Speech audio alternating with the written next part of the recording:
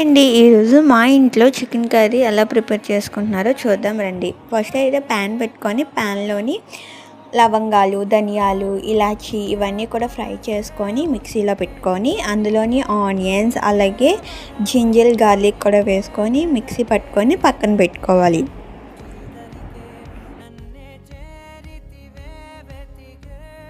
Paste అయితే ready అయిపోయింది. అందులోకి స్టవ్ పై ప్యాన్ పెట్టుకొని ఆయిల్ వేసుకొని ఆనియన్స్, చిల్లీస్ వేసుకొని అవి ఫ్రై అవుతున్న సమయంలోనే టమాటాని కూడా మనం మిక్సీ చేసుకొని ఒక పేస్ట్ లాగా ప్రిపేర్ చేసుకొని పక్కన పెట్టుకోవాలి.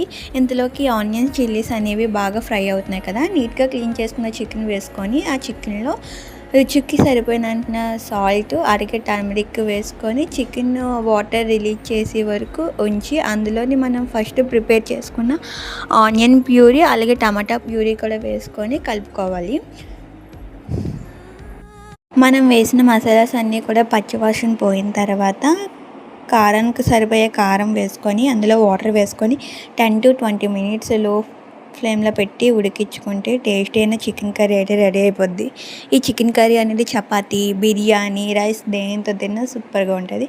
ఈ రెసిపీ మీరు ప్రిపేర్ చేసి ఎలా ఉందో కామెంట్ చేయండి. Bye bye friends, take care.